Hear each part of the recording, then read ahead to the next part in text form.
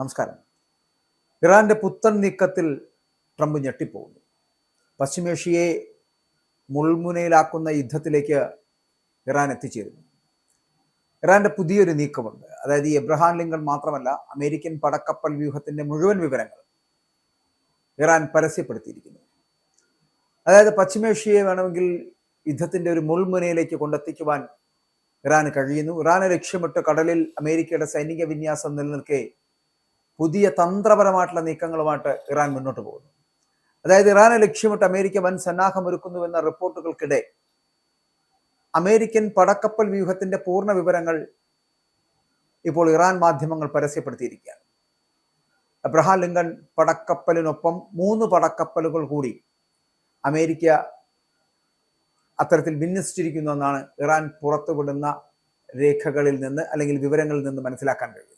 ഇതിനൊപ്പം തന്നെ 12 കപ്പലുകൾ കൂടി ചബഹർ തുറമുഖത്തിന് 1400 കിലോമീറ്റർ അകലെ നിലയുറപ്പിച്ചിരിക്കുകയാണ്.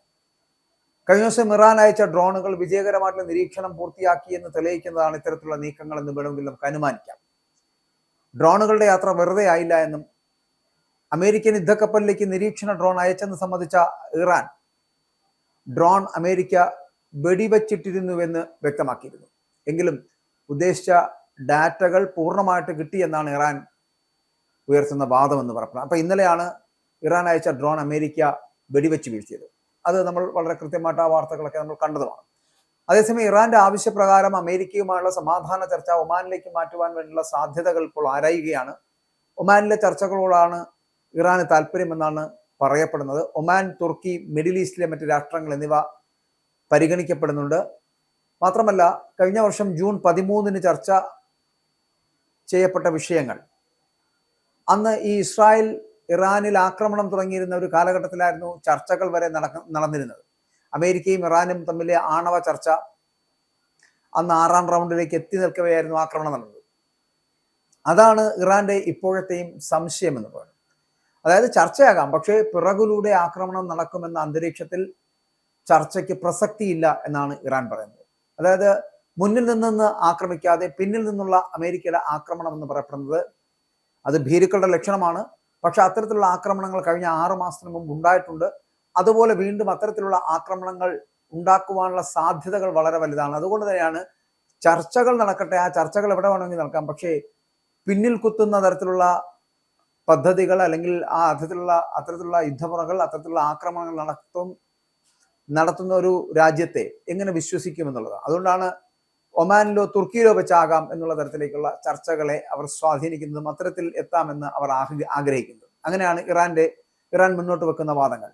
ഇപ്പൊ തുർക്കിയും ഒമാനും അവരുടെ മേഖലയിലെ മറ്റു രാഷ്ട്രങ്ങളും ഒക്കെ വേദിയാകാൻ താല്പര്യം അറിയിച്ചിട്ടുണ്ട്. ഇതുമായിട്ട് ബന്ധപ്പെട്ടിട്ട് മുൻപ് ചർച്ചകൾ നടന്ന ഒമാൻ തന്നെയാണ് ഇറാന് താല്പര്യം എന്നുള്ളതാണ്. മാത്രമല്ല, മേഖലയിലെ മറ്റു രാഷ്ട്രങ്ങൾ പങ്കെടുക്കുവാനും ഉള്ള സാധ്യത വളരെ കൂടുതലാണ്. ഇപ്പൊ മേഖലയിലെ മറ്റു രാഷ്ട്രങ്ങൾ പങ്കെടുക്കാനുള്ള സാധ്യത എന്ന് പറയപ്പെടുമ്പോൾ പാകിസ്ഥാനെ അടക്കം അവർ ക്ഷണിച്ചിട്ടുണ്ട് എന്നുള്ളതാണ് നമുക്ക് അറിയാൻ കഴിയുക. അപ്പൊ കൈവശമുള്ള സമ്പുഷ്ടീകരിച്ച യുറേനിയം അത് അടിയറ വയ്ക്കില്ല എന്ന് ഇറാന്റെ നിലപാട് അവർ വളരെ കൃത്യമായിട്ട് കർക്കശമായിട്ട് മുന്നോട്ട് വെച്ചിട്ടുണ്ട്.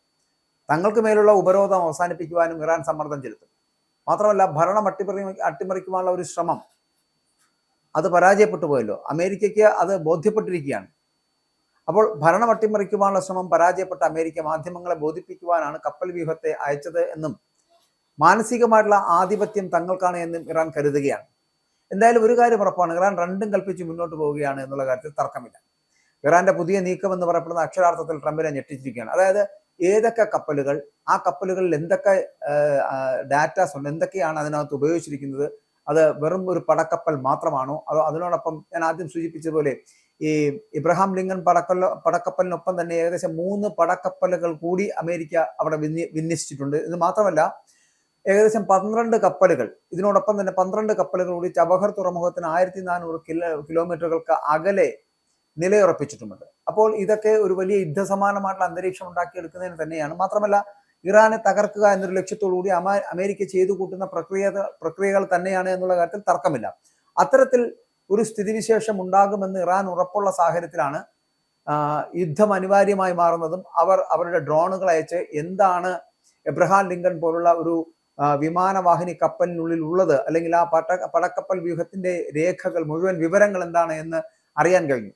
അപ്പോൾ അത്തരത്തിൽ ഇറാൻ അതിപ്പോൾ പരസ്യപ്പെടുത്തിയിരിക്കുന്നത് തന്നെ കഴിഞ്ഞ ദിവസം ഇറാനെ ലക്ഷ്യമിട്ട് അല്ലെങ്കിൽ പശ്ചിമേഷ്യയെ ലക്ഷ്യമിട്ട് ഉള്ള ഇറാന്റെ ഡ്രോൺ വിന്യാസം അത് വളരെ കൃത്യമായിട്ട് അമേരിക്കയുടെ കപ്പലായിട്ടുള്ള എബ്രഹാം ലിങ്കണിലേക്ക് എത്തപ്പെടുന്നുണ്ട്. ആ പടക്കപ്പൽ വ്യൂഹത്തിലേക്ക് ഇടിച്ചിറങ്ങുവാൻ ഇറാന് കഴിയുന്നുമുണ്ട്. അത്തരത്തിൽ ഇറാന്റെ നീക്കങ്ങൾ എന്ന് പറയപ്പെടുന്നത് അക്ഷരാർത്ഥത്തിൽ ട്രംപിനെ അടക്കം ഞെട്ടിച്ചിട്ടുള്ള കാര്യങ്ങളാണ്. അവിടുത്തെ വിവരങ്ങൾ എന്താണ് ആ പടക്കപ്പൽ വ്യൂഹത്തിനകത്തുള്ളത്? അതിനകത്ത് ഞാൻ ആദ്യം സൂചിപ്പിച്ച പോലെ വെറും ഒരു കപ്പൽ മാത്രമല്ല, അതിനകത്ത് ഏകദേശം 3ഓളം അതുപോലെ തന്നെ വിമാനവാഹിനി കപ്പലുകളുണ്ട്. മാത്രമല്ല അതിനൊപ്പം തന്നെ 12ഓളം കപ്പലുകൾ കൂടി ആ ചബഹർ തുറമുഖത്തിന് 1400 കിലോമീറ്ററുകൾക്ക് അകലെ അമേരിക്ക നിലകൊള്ളിച്ചിട്ടുണ്ട് എന്നതടക്കമുള്ള കാര്യങ്ങൾ ഡ്രോണിലൂടെ വ്യക്തമാക്കാൻ കഴിഞ്ഞതായിട്ടാണ് ഇപ്പോൾ മാധ്യമങ്ങളിലൂടെ ഇറാൻ പരസ്യപ്പെടുത്തിയിരിക്കുന്നത്. അപ്പോൾ അമേരിക്കയുടെ യുദ്ധ സന്നാഹം എന്ന് പറയപ്പെടുന്ന വളരെ വലുതാണ്. വലിയ ഒരുക്കങ്ങളാണ് അതിലൂടെ അവർ നടത്തിയിരിക്കുന്നത്. അതുകൊണ്ട് തന്നെ അമേരിക്കയ്ക്കെതിരെ ഏത് നിമിഷം വേണമെങ്കിലും അവരുടെ ഈ വിമാനവാഹിനി കപ്പലുകൾക്കുള്ളിലേക്ക്